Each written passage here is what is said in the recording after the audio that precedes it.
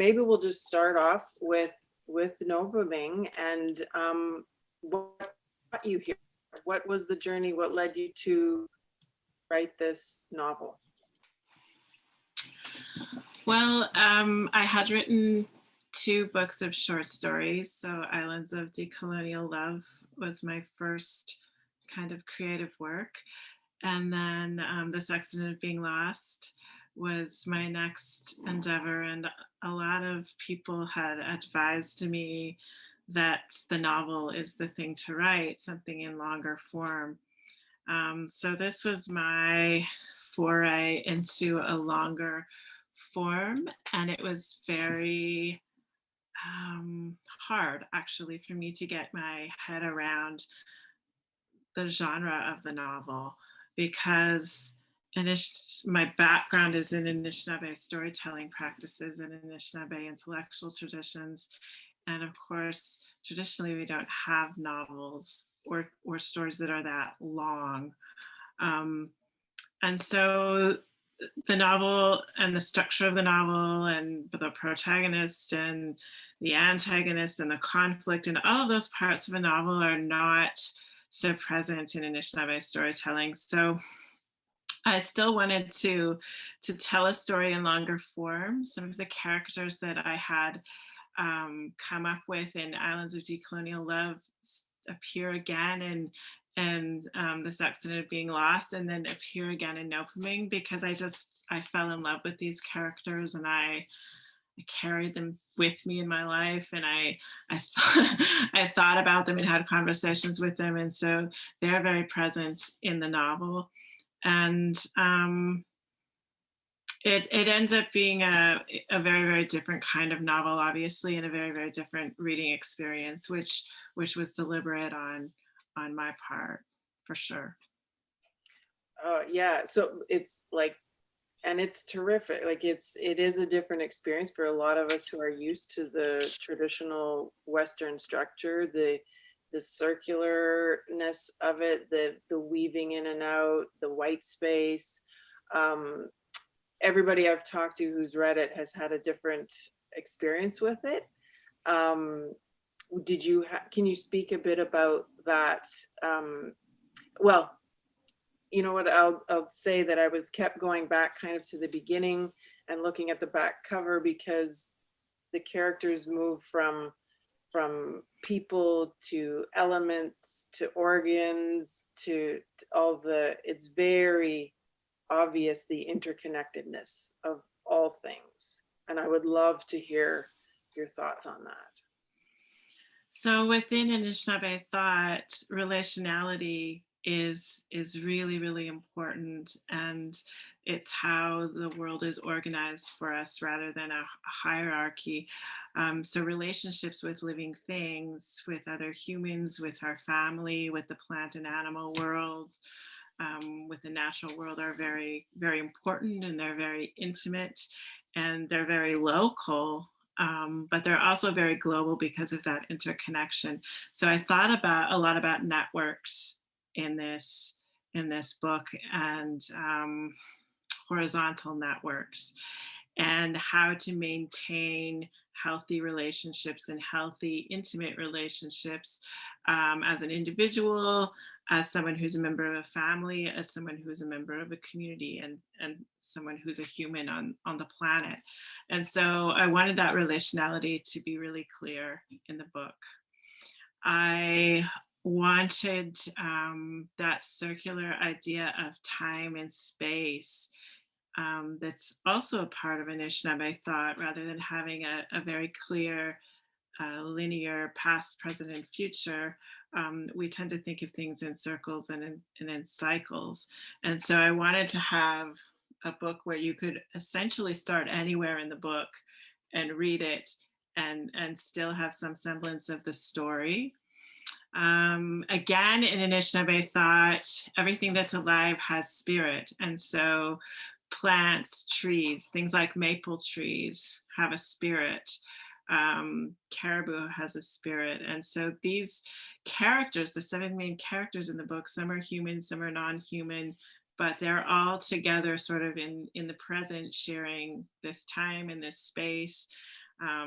Between sort of Peterborough, Nogojawani, where I live, and Toronto, they're finding those interstitial spaces in parks and on the side of the lake and in provincial parks to be Anishinaabe. And so this book is very much about the present, and it's very much about building Anishinaabe worlds in the present with whatever we have, because I see that practice as being something that has been a really beautiful form of resistance that so many Anishinaabe families have engaged in, and so many women in my family have engaged in this building of Anishinaabe world, so that I could grow up and have some of these pieces. And the white space in the book is very much a reflection of sort of a contemporary Indigenous experience under colonialism, where you have these pieces of yourself and these pieces of your culture and pieces of language, and you're sort of always trying to put them together. So it's a very fragmented existence, and in terms of identity and language and culture, and that stitching together, stitching up the holes, stitching things together is part of I think the reality of contemporary Indigenous life. And I also just wanted to have some space in the book for the reader to just take a breath and to think and to allow some of the language just to sink in. That's another thing that's, I think, culturally, our elders don't fill empty spaces with chit chat. They are more maybe reserved in that way, and there's silence, and silence is a good thing. Silence is okay. Silence doesn't mean anything, and so I wanted to have that sort of space in the book as well. Yeah. I love that. It's well, it worked for me. As I was reading it, I have windows in my apartment, and so I see a lot of sky. I'm very fortunate to have that. So over this past year, I've been spending, basically 100% of the time here. That's right. And it helped me do that. It felt very grounding and like a real slowing down of different from other books that I've read. The idea, you said the present, and you've talked about this idea too of light. Bidiban, am I saying that right? Bidaben, yeah. The future collapsing into the past, which is the present. And is that sort of a call to make us, like living in the moment, if you will, or is that it, or is it deeper? A lot of this book, and all of my books are, because I'm a parent, they're written very early in the morning when people are still asleep in my house. And so this book, my kids are now getting older, and so they sleep longer and longer. And so the dawn is something that was present for me when I was writing this book. I would watch, sit by the window and watch the changing light and watch the sun come up every day. The Anishinaabe word for dawn is bidaben, and it's bidaben.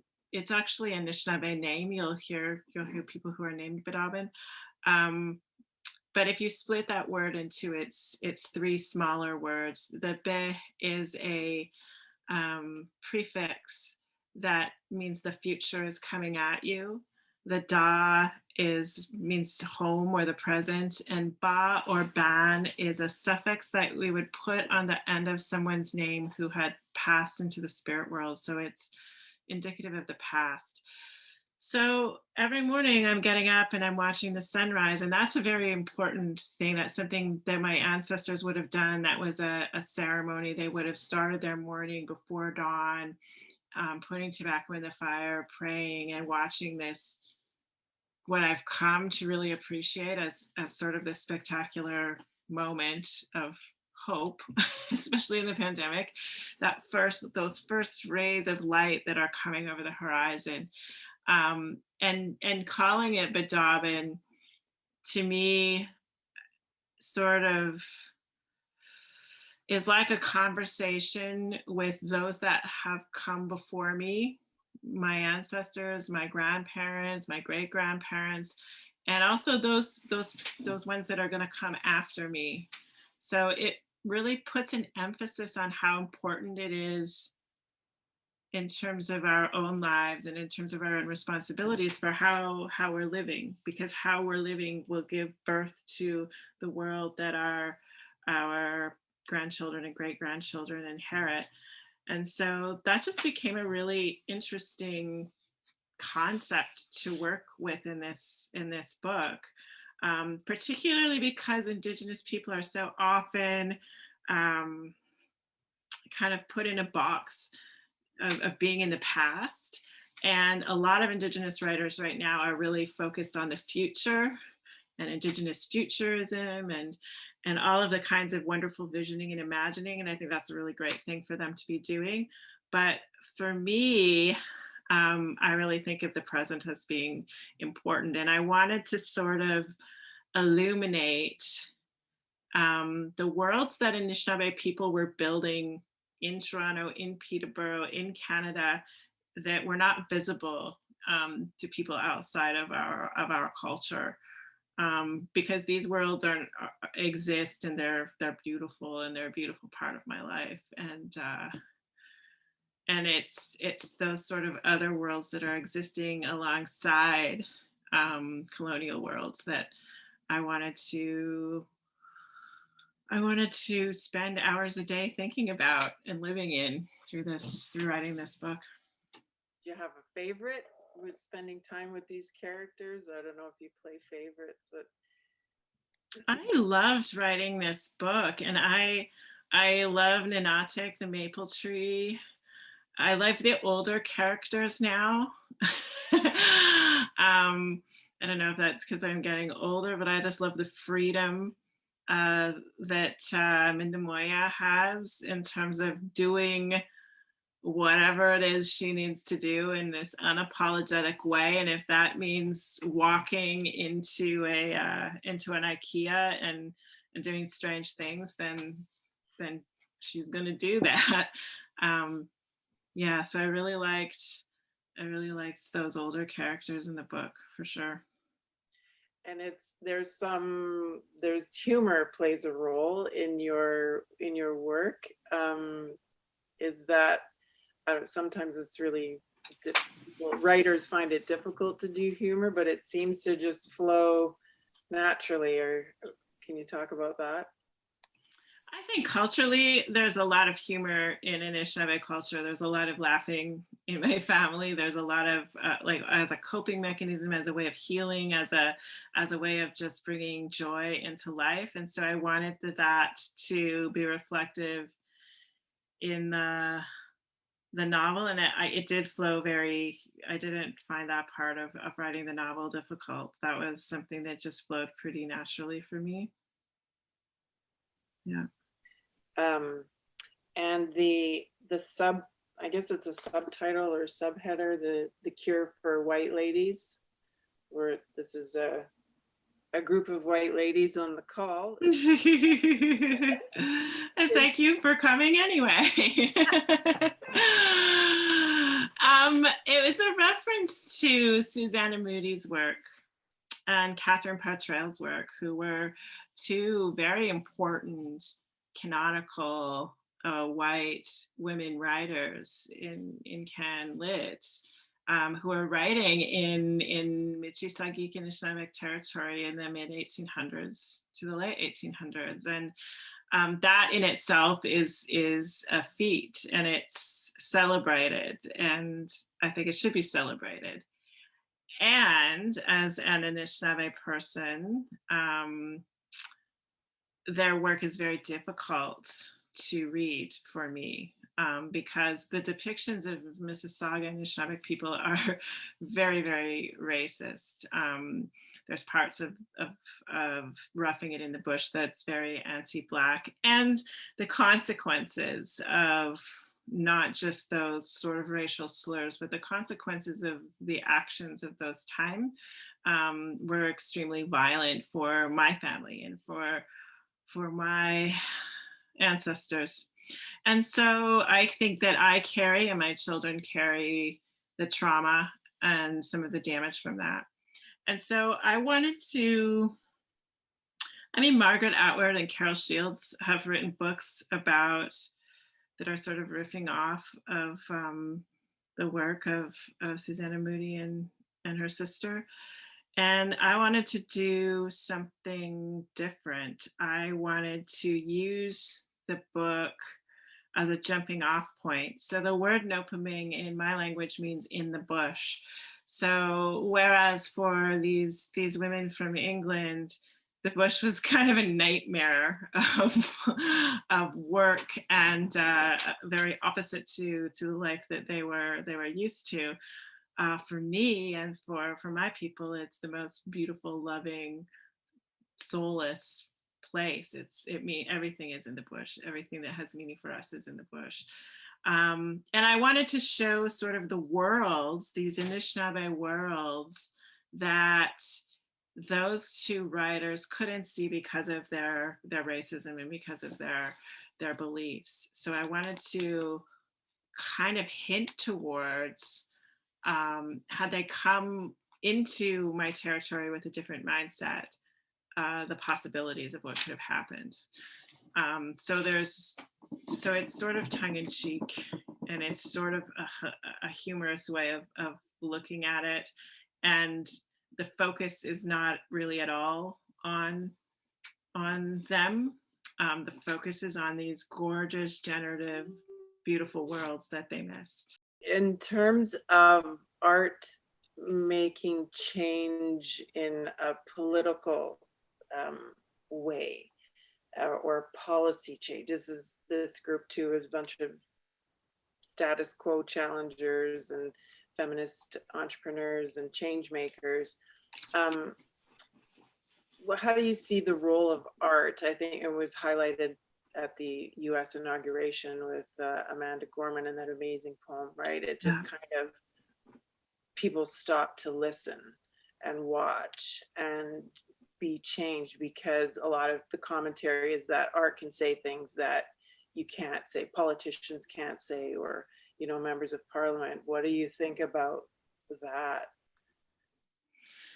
I think for me, it's another tool. So I'm also an academic, so I teach this kind of stuff in the Indigenous politics in the classroom. That's one tool. When you have a captive audience whose marks and future are dependent on your grading, that's a certain dynamic. Writing is another dynamic where people can engage, you know, without you being present at on their own pace. And then I think performance is another way of taking sort of my practice into theaters and bars and interacting with people face to face through music and through performance. That's a different tool. And I think all of those tools can be transformative, and all of them cannot be transformative as well. So I think they're tools, and speaking to different audiences through different tools is something that's important. I also think groups like this and change makers and people who are challenging policy and who are out on the streets, activists, I think this group of people who sees the world a little differently also needs to be able to find art where they can find affirmation and comfort and stress relief. And I think that's very important for me in terms of connecting to Indigenous audiences, is not necessarily writing for them, but writing to them, so that they can, they can like read and find some humor in Noopiming, and find some comfort in Noopiming, and find some reflection of the people that are in their lives in Noopiming. I think that's something that's been really important to me, because it's not something that I had growing up. What kind of response have you been getting? I mean, just, I guess a general question, but it's strange to make art and release art in the pandemic, because it sort of feels like you didn't make art or release art. In some ways, it's been a very strange experience. Early on in the pandemic, my sister Ansley Simpson, who is a singer-songwriter in Toronto, and I recorded a short 4-track EP called the Noopiming Sessions, where I do 4 readings over original music that she composed. So you can find that on Bandcamp as a way of helping the novel travel through the internet, just because there's been no in-person book launches or writers' festivals this year. We also then collaborated with a Taiwanese-Canadian new media artist in East Vancouver, Sami Chian, who made a gorgeous video piece for the beginning of the novel called Solidification. So you can find that on YouTube. And then I did a bunch of writers' festivals, which ended up being really great, because a bunch of people came through Zoom platforms that maybe wouldn't normally have come to a writers' festival. So that was nice, but it's been really kind of still isolating and in a strange time to launch a book. And I knew, I mean, my people told me that this book was, because of its form and because of its content, probably was going to be a challenge for people. And I think that I've received some really, really beautiful comments and some beautiful feedback. So I know that I didn't set out to write a commercially successful novel. I set out to do something that was incredibly meaningful and important to me, in form and content. And I think that in that way it's been successful.